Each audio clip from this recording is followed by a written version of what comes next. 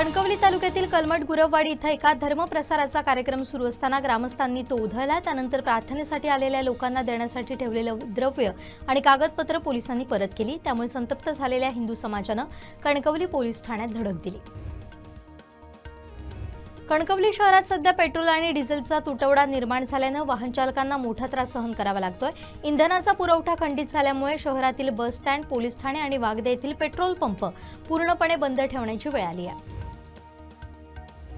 सावंतवाडी शितपवाडी येथील रामू बाबू जंगले या जिद्दी तरुणानं पोलीस भरतीमध्ये घवघवीत यश संपादन केले। अनेक वर्षांच्या संघर्षावर मात करत त्यानं अखेर खाकी वर्दीचं स्वप्न साकार केलं।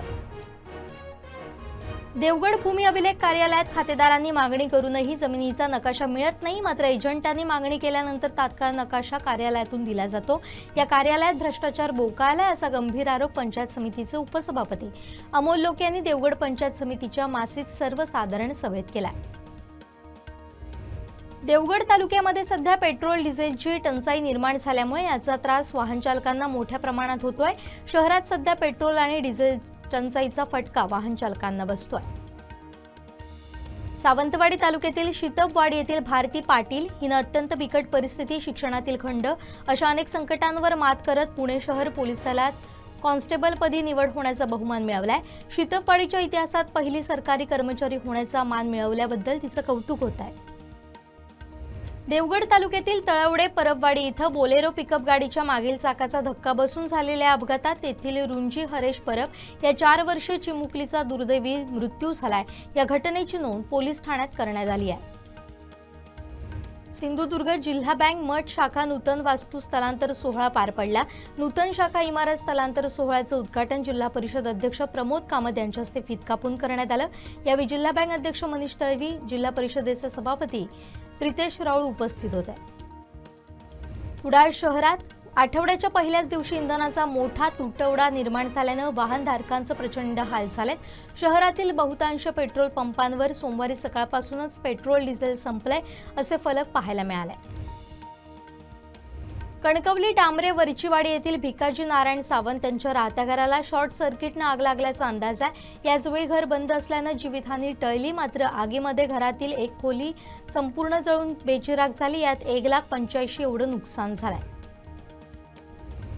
सिंधुदुर्ग नगरी पंचक्रोशीमधील लोकांच्या सोयीसाठी दर शनिवारी अस्सल गावठी आठवडा बाजार भरवण्यात येणार आहे। शनिवारी 9 मेला सकाळी 9 वाजता जिल्हाधिकारी तृप्ती धोडमिसे यांच्या हस्ते या गावठी बाजाराचं उद्घाटन केलं जाणार आहे। रेडीगावची ग्रामदेवता श्रीदेवी माऊली मंदिरात रविवारी 3 मेला 18वा वार्षिक विधी सोहळा उत्साहात पार पडला। तसेच यावेळी श्रीदेवी माऊलीची आरास अननस फळांनी सजवण्यात आली होती। यावेळी शेकडो भाविकांनी श्रीदेवी माऊलीचं दर्शन घेतलं। कुणकेश्वर इथं दरवर्षीप्रमाणे 11 मे रोजी देवगड हापूसची आरास मंदिरात केली जाते। यावर्षी उत्सव तोच आहे, मात्र त्याला स्वरूप थोडं वेगळं देण्यात आलंय। आंबा महोत्सव 2026 हा 10 ते 11 मे रोजी साजरा केला जाणार आहे। रात्री भक्ष्याच्या शोधात निघालेल्या बिबट्या विहिरीत पडण्याची घटना मालवण तालुक्यातील बुधवळे मळेशेद इथं रविवारी उघडकीस आली। वन विभाग ग्रामस्थांच्या मदतीनं त्या बिबट्याला सुरक्षितरित्या पिंजऱ्यात जेरबंद करून सुरक्षित सोडण्यात आलं। वैभववाडी तालुक्यातील सोनाळी चव्हाणवाडी येथील जिल्हा परिषद शाळेत कार्यरत असलेल्या 34 वर्षीय विवाहित शिक्षिका पूजा अनिल पोवार या 1 मे पासून बेपत्ता आहेत। त्यांचे पती अनिल यशवंत पोवार यांनी याबाबत वैभववाडी पोलीस ठाण्यात तक्रार दाखल केली। मे महिना आणि उन्हाळी सुट्टी यामुळे सध्या देवगडमध्ये पर्यटकांची रेलचेल वाढू लागली आहे। त्यामुळे देवगड समुद्र किनारे पर्यटकांनी गजबजले। सोशल मीडियावर कोकणची रुशाली म्हणून घराघरात पोहोचलेल्या प्रसिद्ध कलावंत रुशाली सुधाकर रेडकर येळावीकर यांना यावर्षीचा मानाचा कोकण रत्न सन्मान 2026 देऊन गौरविण्यात आलं। कला अंगण महोत्सव 2026 मध्ये हा दिमागदार सोहळा पार पडला। सिंधुदुर्ग जिल्ह्यातील देवळी समाज बांधवांना संघटित करण्यासाठी आणि समाजातील विविध क्षेत्रातील गुणवंतांचा गौरव करण्यासाठी येत्या 10 मे 2026 ला कुडा इथं भव्य जिल्हास्तरीय मेळाव्याचं आयोजन करण्यात आलंय। बारामती विधानसभा पोटनिवडणुकीत सुनेत्रा पवारांचा रेकॉर्ड ब्रेक विजय झालाय। 24व्या फेरी अखेर त्यांना 2,18,930 मताधिक्य मिळाले। हे मताधिक्य मिळवत त्यांनी देशात विक्रम केलाय। राज्यातील शेतकऱ्यांसाठी एक अत्यंत दिलासादायक बातमी समोर येते। पुढच्या एका महिन्याच्या आत कर्जमाफीचा मोठा निर्णय घेतला जाणार असून खुद्द मुख्यमंत्री याची घोषणा करतील अशी महत्त्वाची माहिती राज्याचे कृषी मंत्री दत्तात्रय भरणे यांनी दिली आहे। पश्चिम बंगालमध्ये ममता बॅनर्जींच्या 15 वर्षांच्या सत्तेला सुरुंग लागलाय। पहिल्यांदाच भाजपचं कमळ इथं फुललंय। भाजप 195 तर तृणमूल काँग्रेसला इथं 92 जागा मिळाल्या। द्रमुक नेते आणि तामिळनाडूचे मुख्यमंत्री एम.के. स्टॅलिन यांचा पराभव झालाय। अभिनेता विजयच्या टीव्हीके पक्षाच्या सुनामीमध्ये द्रमुकचा मोठा पराभव झालाय। अभिनेता विजय थलपती याच्या टीव्हीकेनं 107 जागांवर आघाडी घेतली आहे।